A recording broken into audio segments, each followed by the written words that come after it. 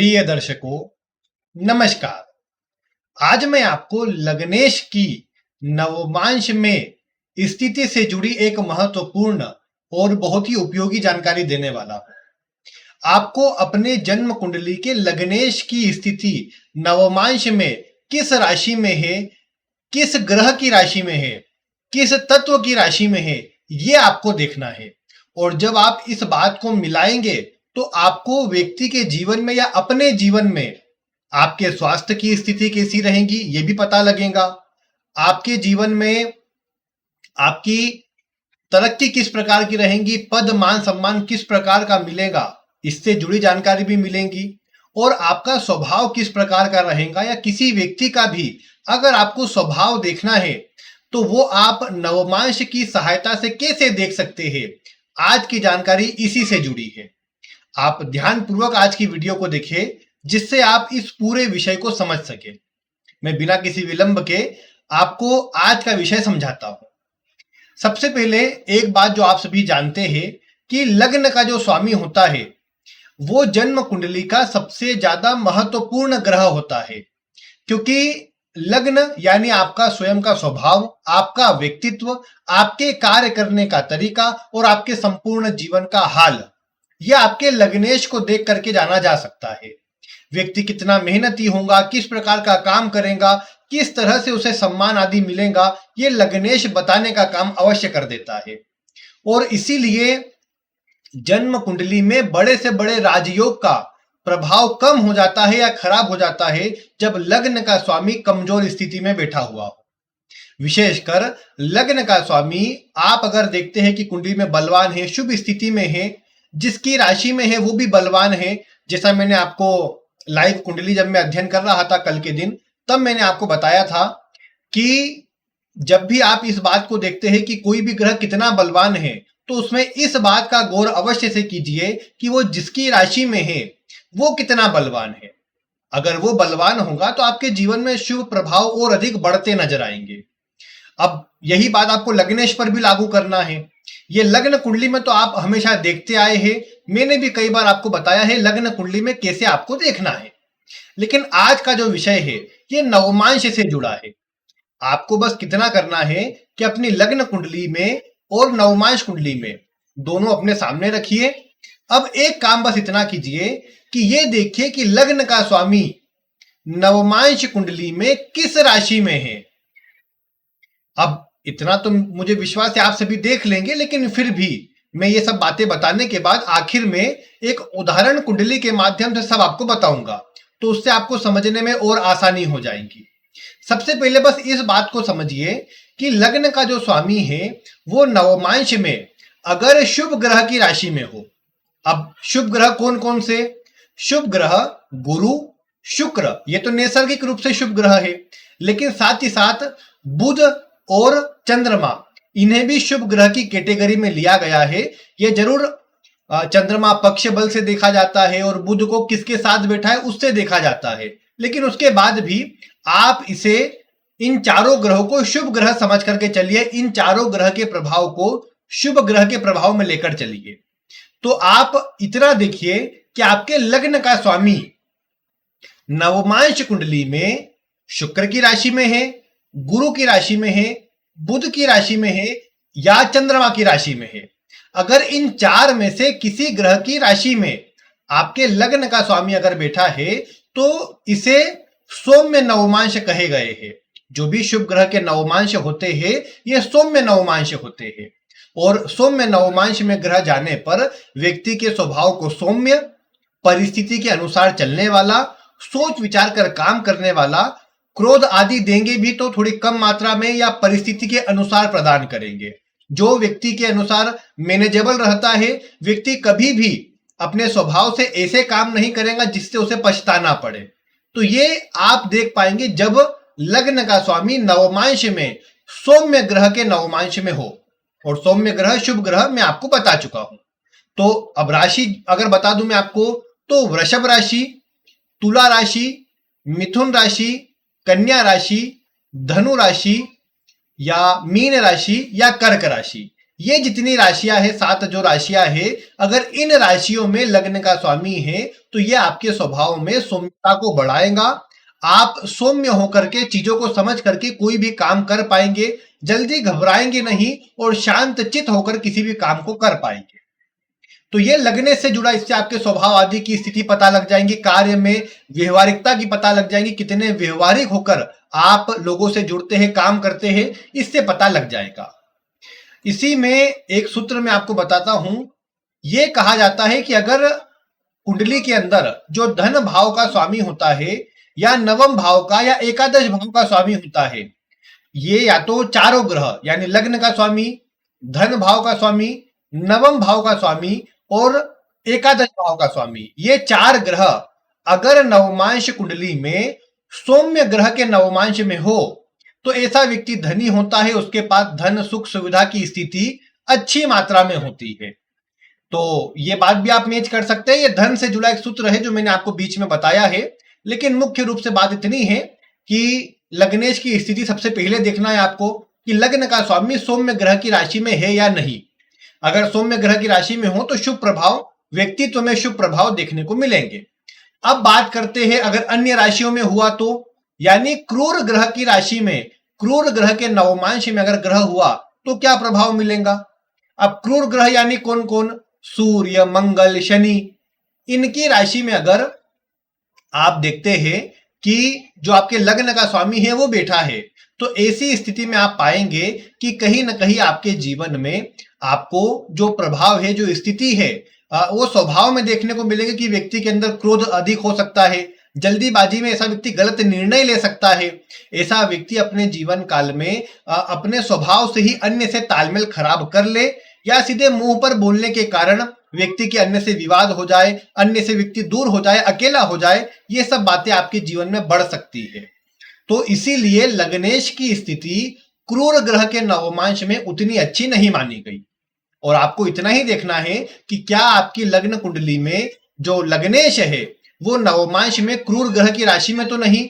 अगर है तो आपको अपने स्वभाव को नियंत्रित रखना चाहिए, अन्यथा आपको परेशानी का सामना करना पड़ सकता है। विशेषकर आपके स्वभाव से ही आपके बहुत से काम बिगड़ सकते हैं।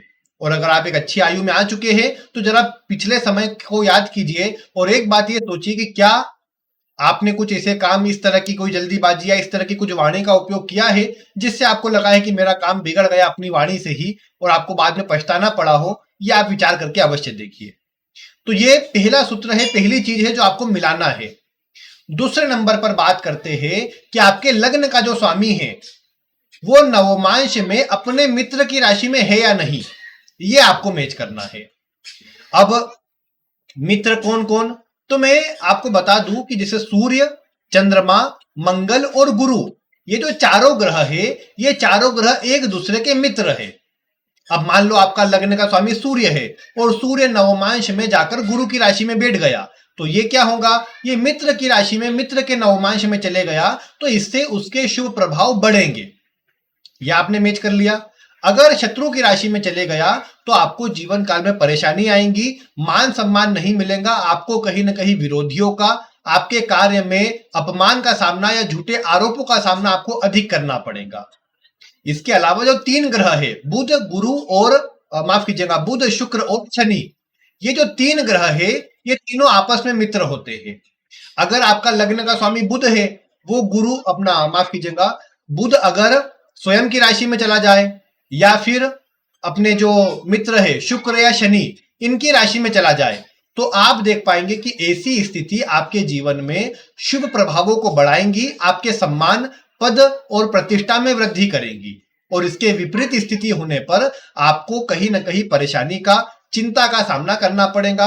आपको यह देखने को मिल सकता है कि आपके जीवन में आपके विरोधी आप पर ज्यादा हावी रहे, झूठे आरोप आपको आपके ऊपर लगाते रहे, आप जो कार्य करें उसका सम्मान, उसका क्रेडिट आपको न मिले। शत्रु ग्रह की राशि में लग्नेश का जाना यह बात को दर्शाता है। यह नवमांश में आपको चेक करना है। यह दूसरा सूत्र हुआ। अब तीसरे सूत्र की बात करते हैं। मान लीजिए आपका जो लग्नेश है वो स्वयं के तत्व में चला जाता है। अब स्वयं का तत्व मतलब, जैसे आप जानते हैं सूर्य और मंगल ये अग्नि तत्वीय ग्रह होते हैं। अब अग्नि तत्वीय ग्रह अगर अग्नि तत्व की राशियों में चले जाए तो इसे अच्छा कहा जाएगा। ये कहीं ना कहीं व्यक्ति के स्वास्थ्य को, व्यक्ति की एनर्जी को बढ़ाने का काम करेगा और व्यक्ति इसके बलबूते पर, अपने स्वास्थ्य के अच्छे होने के बलबूते पर सभी काम को अच्छे से कर पाएगा, मेहनत से कर पाएगा और अच्छा प्रभाव उसका प्राप्त कर पाएगा। जैसे आपको अगर ये नहीं पता कौन सी राशि किस तत्व की होती है तो आप इसे अपनी उंगलियों पर गिन सकते हैं।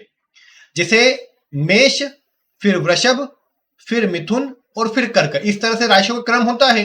तो जो पहली उंगली पर जो जो राशियां आएंगी, यानी मेष राशि, सिंह राशि और धनु राशि, ये अग्नि तत्व की राशियां होती है। फिर जो वृषभ राशि है, कन्या राशि है, मकर राशि है, ये तीनों राशियां पृथ्वी तत्व या भूमि तत्व की राशियां होती है। इसके बाद मिथुन राशि, तुला राशि और कुंभ राशि, ये तीनों राशियां वायु तत्व की राशियां होती है। और आखिर में जो आपकी कर्क राशि, वृश्चिक राशि और मीन राशि, ये जो तीनों राशियां होती है, ये तीन राशियां आपकी जल तत्व की राशियां होती है। तो जल तत्वीय ग्रह का जल तत्व में जाना अच्छा है, अग्नि तत्व के ग्रह का अग्नि तत्व में जाना अच्छा है। इसका विपरीत हो जाए, यानी जल तत्व का ग्रह अग्नि में देखने को मिले तो स्वास्थ्य के लिए खराब है। अगर जल तत्व का ग्रह अग्नि में है, अग्नि का ग्रह जल में है तो खराब है। वायु तत्व का ग्रह पृथ्वी में है, पृथ्वी का ग्रह वायु में है, खराब कहा जाएगा। जैसे आप जानते हैं चंद्रमा और शुक्र जल तत्व के ग्रह आते हैं। अब ये जल तत्व के ग्रह किसी कुंडली में मतलब लग्नेश है, मान लो लग्नेश आपका चंद्रमा है। अब चंद्रमा नवमांश में आपने देखा कि वो चले गया धनु राशि में। अब है तो मित्र की राशि, लेकिन ये जो धनु राशि है सौम्य नवमांश में भी है, तो व्यक्ति का स्वभाव अच्छा हो गया, व्यक्ति का मान सम्मान अच्छा हो गया। लेकिन स्वास्थ्य, क्योंकि अग्नि तत्व की राशि है तो स्वास्थ्य खराब हो गया। मतलब व्यक्ति को पद, मान सम्मान सब मिल जाएगा, लेकिन स्वास्थ्य के कारण व्यक्ति पीछे हो जाएगा, स्वास्थ्य व्यक्ति का खराब रहेगा। अगर पापक ग्रहों का प्रभाव आ जाए, शत्रु ग्रह का प्रभाव आ जाए तो और ज्यादा मात्रा में इसे समझ के चलिएगा। तो ये बात आप मिलाइएगा। अब ये जो तीनों बातें मैंने आपको बताई है, व्यक्ति के स्वास्थ्य से जुड़ी, व्यक्ति के सम्मान से जुड़ी, पद से जुड़ी, व्यक्ति के जीवन में स्वभाव से जुड़ी, ये अब मैं आपको एक उदाहरण कुंडली के माध्यम से बताता हूं।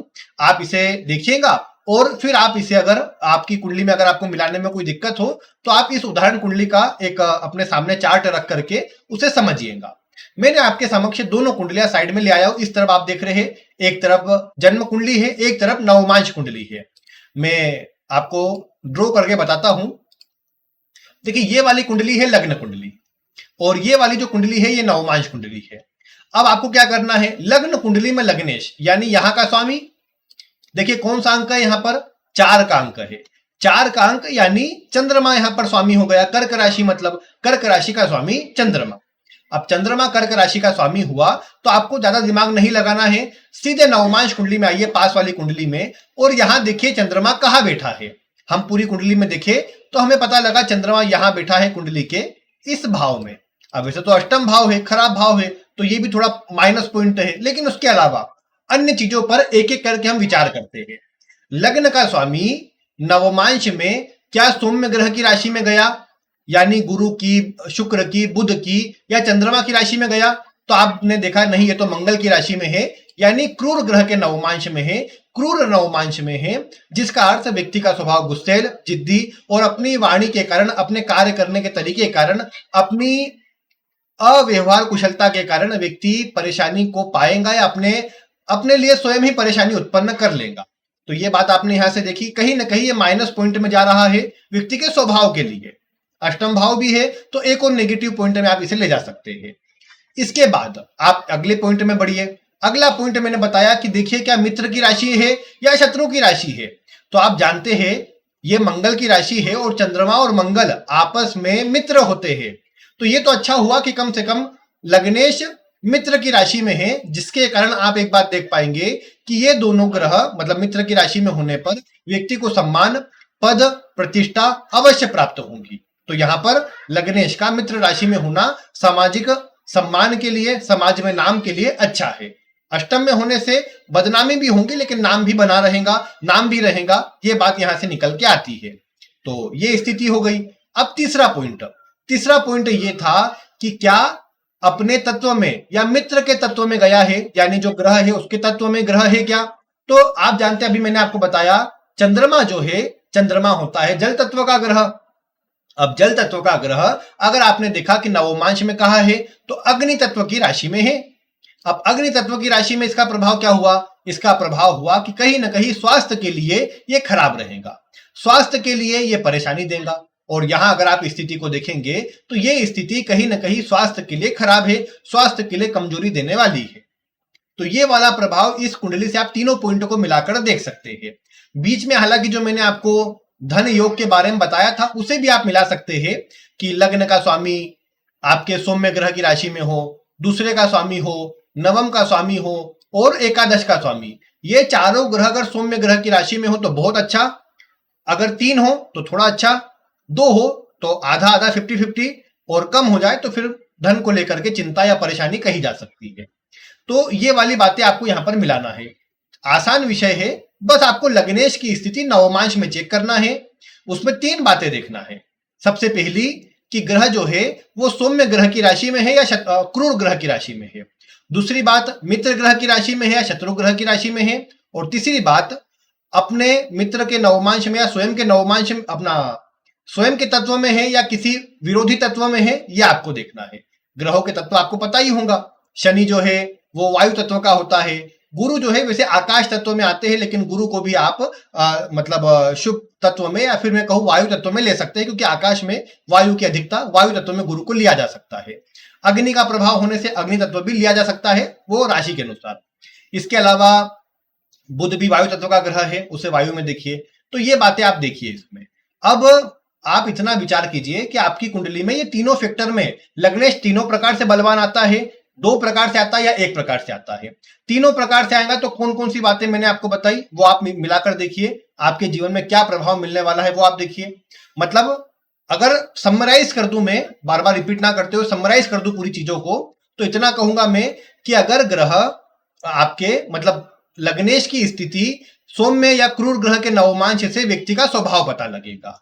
अगर मित्र की राशि में है या शत्रु की राशि में, उससे मान सम्मान पद प्रतिष्ठा की स्थिति पता लगेगी।